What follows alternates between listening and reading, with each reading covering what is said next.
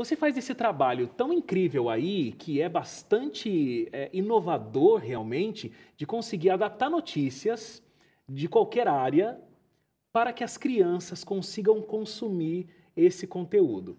E eu até estava conversando com você aqui antes, né, que primeira vez que eu vi o teu nome e o que você fazia, pensei, bom, ou ela é pedagoga ou ela é jornalista.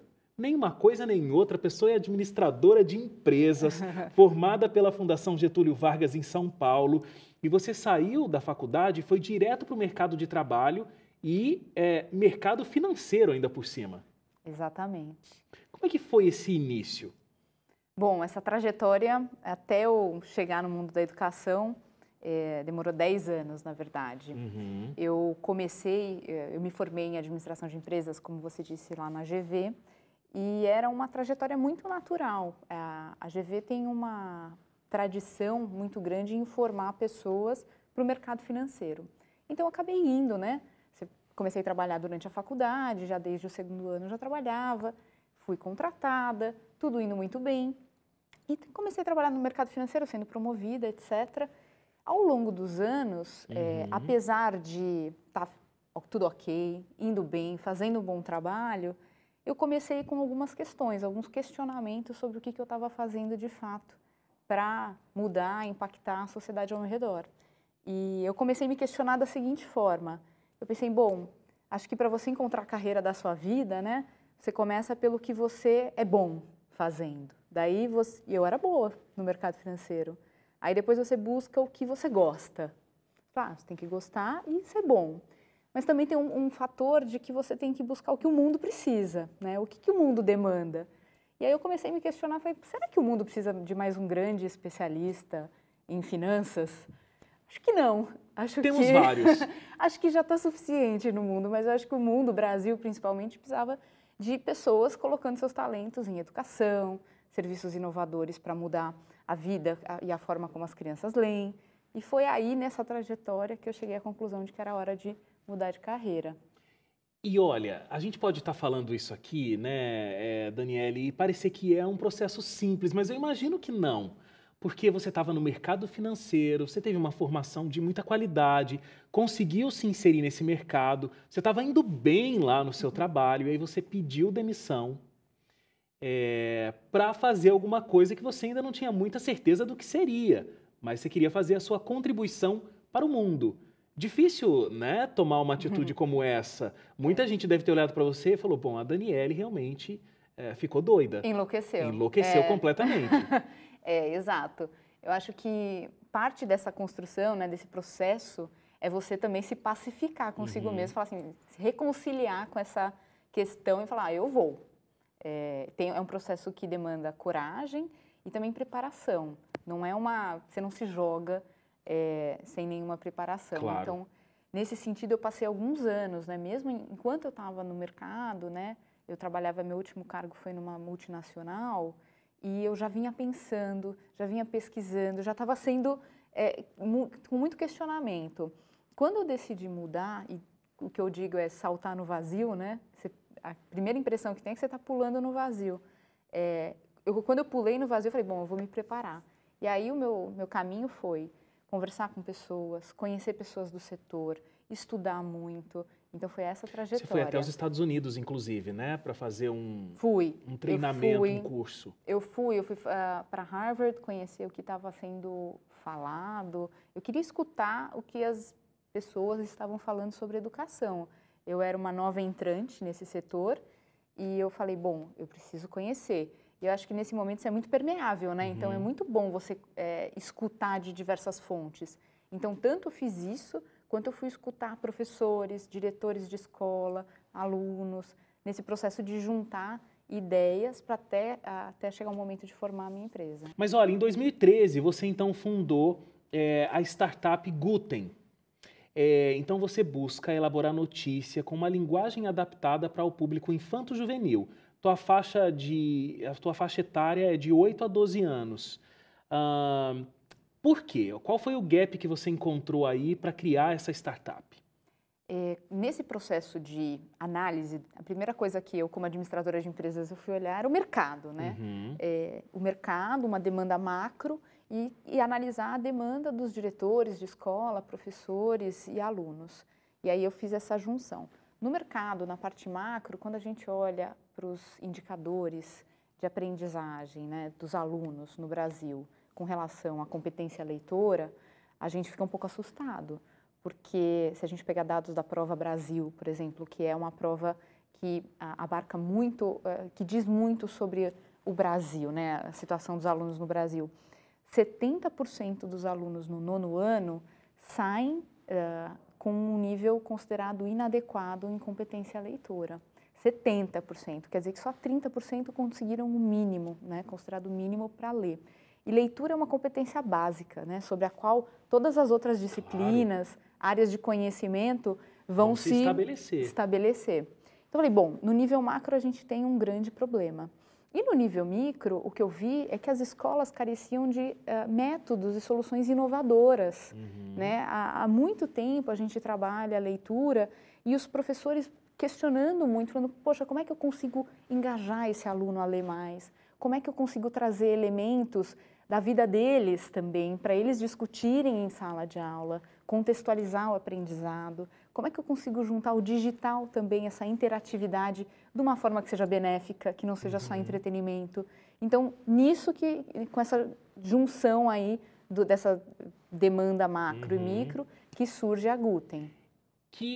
Você tem o Guten News, que é um aplicativo, mas é também um site, onde você tem ali essas notícias adaptadas. Como que é o processo? Como é que vocês criam? Tá, tem uma notícia aqui falando tal coisa. Então, como é que isso vira uma notícia para o público infanto-juvenil? Vamos lá. É super importante essa parte, porque é como a gente cria o produto mesmo, né? Existe a plataforma, que é a plataforma tecnológica. Então, seja via web, no navegador, no aplicativo. Então, a gente tem uma equipe de tecnologia que cria essa plataforma. Sobre a plataforma vão os conteúdos. Esses conteúdos, tudo que é da esfera jornalística, a gente tem uma equipe de jornalistas. Então, a gente tem uma redação mesmo, que é voltada para o público infanto-juvenil. E aí eu acho que deve ser, inclusive, difícil de selecionar esses jornalistas, né? Porque eles têm que deslocar o pensamento do mundo adulto para o mundo infantil. E foi muito essa visão, né? Porque a gente pensava, será que a gente pega um texto pronto e adapta, vai adequá-lo para o infanto-juvenil? Não, porque daí a gente ia descaracterizar o texto, né? Ele tem que ser feito pensando naquele aluno.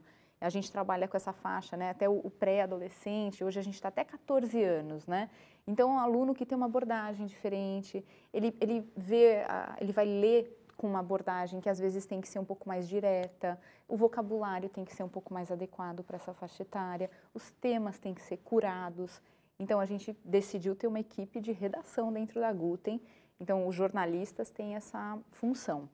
Junto dos jornalistas trabalha uma equipe de pedagogos e linguistas, da Guten também, e eles desenvolvem atividades que aí vão acompanhando os textos. São jogos, jogos que vão fazer perguntas sobre o texto que foi lido, jogos que vão verificar se o aluno compreendeu o que ele leu e vão desenvolvendo as competências leitoras. Então, dessa forma, o aluno vai jogando e lendo na plataforma e o professor, em paralelo, vai tendo os relatórios de desempenho dos alunos. Esse que é o Guten Pro. Isso. Que os professores têm acesso a como essa leitura se deu. Isso. O que está mapeado ali de que a criança conseguiu aprender, de que ela conseguiu responder no joguinho, né? Ela nem percebe que ela está fazendo uma prova, teoricamente, sobre aquela leitura que ela fez antes. Isso, e é uma visão de como é que a tecnologia pode ajudar, não só na interatividade com o aluno, mas nessa devolutiva para o professor e para a escola. Então, como que a gente pode olhar para um aluno de forma granular, né? Porque ler, né? Você lê bem? É uma pergunta muito ampla, como né? é que a gente materializa isso, Como é que a gente vai fatiar isso em diversas habilidades leitoras, desde você localizar uma informação explícita no texto, até você fazer uma inferência, distinguir fato de opinião. São habilidades que formam a grande competência leitora. Então, a gente fornece isso para o professor num mapa, né? Então, o aluno respondeu questões sobre distinção de fato e opinião. A gente mostra lá, o seu aluno está conseguindo distinguir fato e opinião. O aluno respondeu questões corretamente sobre detectar o tema central do texto. Ah, está aqui o relatório do seu aluno. Então, o professor ele se sente muito mais, muito mais municiado de ferramentas e informações para daí fazer o trabalho dele, né? Ele vai chegar em sala de aula e falar, poxa, agora eu vou trabalhar detecção do tema com os meus alunos, trabalhar inferência. E é legal porque aí, conforme o aluno ele vai adquirindo esse conhecimento e através do aplicativo ele vai conseguindo fazer essas leituras e se sai bem na análise, ele vai conseguindo ter acesso a textos que são um pouco mais complexos. Exatamente. E essa é a visão de personalização do aprendizado, né? A gente pensa muitas vezes que os materiais, eles são feitos um pouco eles são homogêneos, né? Porque eles não pensam nessas diferenças e não conseguem lidar com as diferenças dos alunos. Mas às vezes numa mesma sala de aula, a gente vai ter um aluno que em leitura ele ainda tem uma dificuldade muito grande com vocabulário, com fluência leitora, outro que já está lendo super bem. E eles dois precisam de ferramentas e conteúdos para as necessidades diferentes deles. A gente consegue fazer isso indicando os conteúdos de acordo com as habilidades dos alunos. Uma coisa que a tecnologia traz, e algumas pessoas criticam bastante, é que as pessoas têm lido menos justamente por causa dos tablets, celulares, jogos. Então, as crianças, os adolescentes, eles se jogam nesse mundo da tecnologia e não leem. Você acha que esse aplicativo é uma forma de ir contra isso? E sim, nesse ambiente da leitura, nesse ambiente tecnológico, conseguir proporcionar leitura? É isso? Sim, parte da grande missão que a gente tem é também quebrar um pouco do paradigma, né, de que no tablet ou no computador acontece só um entretenimento vazio, né? A gente busca trazer educação por meio dessas mídias. Uma outra coisa que é importante é que às vezes a gente fala da tecnologia, a gente pensa na mídia social, né? Muita fala, o Facebook, o WhatsApp, e existe uma miríade, né, de tecnologias, de plataformas que ajudam, né, as pessoas a se desenvolverem, a lerem mais, etc. Então, ao mesmo tempo que eu vejo que sim, nós hoje estamos imersos aí nas mídias sociais, estamos lendo de forma mais fragmentada, né? Então a gente lê pedaços, lê um título, a gente não consegue se aprofundar. Lê e compartilha. Isso é uma parte que eu diria negativa, né? Por outro lado, existe o que está sendo subutilizado dessas tecnologias, que é o potencial de educar, de democratizar acesso para quem está lá longe, que não teria acesso a um livro, de fazer de uma forma menos custosa. Então, essa que é a minha visão positiva sobre a tecnologia. É preciso balancear e distinguir. Essa que é a nossa missão. Muito interessante. E realmente comprovar, né, que tecnologia e educação, elas podem, e no mundo que a gente vive, elas devem andar juntas, né, Daniele? Certamente. Se a gente está pensando em em fomentar e desenvolver um aluno para o século XXI, com as competências do século XXI, é também desenvolver como que ele vai navegar na internet. E uma vez eu escutei uma frase muito interessante, e não afundar, né? Que ele navegue de forma construtiva, que ele consiga distinguir o que é uma informação relevante, como que ele pode se informar melhor. Então, acho que a missão é essa. E como que a gente consegue fazer isso com o apoio de uma ferramenta tecnológica. Muito bom. Daniela, eu queria te agradecer muito pela tua presença aqui no Identidade. Foi muito legal conhecer mais desse teu empreendimento, conseguir conhecer mais dessa busca que você teve, né, para deixar um legado aí para a sociedade. Eu acredito que realmente você está conseguindo, porque não são muitas as formas de trabalhar esse tipo de conteúdo para criança, conteúdo jornalístico. A gente tem ali suplemento de domingo em alguns jornais, mas não é um conteúdo de fato noticioso, muitas vezes, que é apresentado ali, né? Então, parabéns pela inovação, realmente. Muito obrigada a vocês por terem me recebido e é isso, estamos aí lutando pela educação no Brasil. Estou falando aqui com uma professora já, nem é mais só administradora. Muito obrigado pela sua presença, que Deus continue abençoando aí essa startup. Muito obrigado. Obrigada.